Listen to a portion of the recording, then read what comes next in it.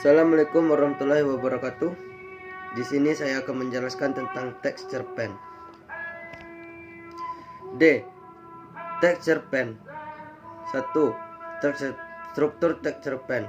Struktur cerita pendek secara umum dibentuk oleh bagian pengenalan cerita. 2. Penanjakan menuju konflik. 3. Puncak konflik. 4. Penurunan. Dan 5. Penyelesaian. Bagian-bagian itu ada yang menyebutnya dengan istilah abstrak, orientasi, komplikasi, evaluasi, resolusi, dan koda.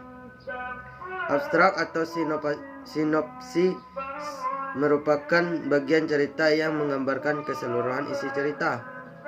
B. Orientasi atau pengenalan cerita, baik itu berkenaan dengan penokohan ataupun bibit-bibit masalah yang dialaminya.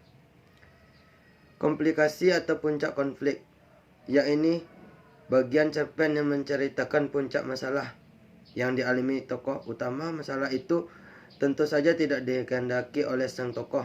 Bagian ini pula yang paling menegangkan dan rasa penasaran pembaca tentang cara sang tokoh di dalam penyelesaian masalahnya bisa terjawab. Dalam bagian ini sang tokoh menghadapi dan menyelesaikan masalah itu yang kemudian timbul konsekuensi atau akibat-akibat tertentu dalam meredakan masalah sebelumnya. D. Yakni bagian yang menyatakan komentar pengarang dan atas peristiwa puncak yang telah diceritakannya. Komentar yang dimaksud dapat dinyatakan langsung oleh pengarang atau diwakili oleh tokoh tertentu. Pada bagian ini, alur ataupun konflik cerita agak mengendur, tetapi pembaca tetap menunggu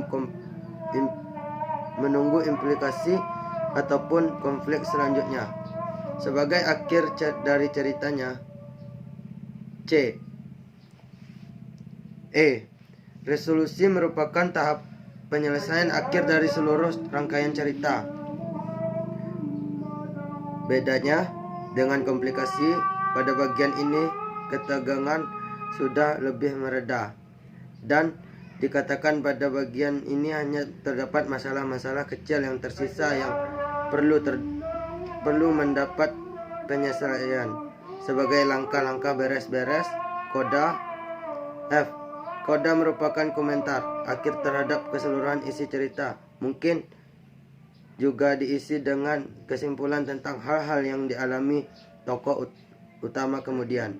2. Ciri kebahasaan cerpen.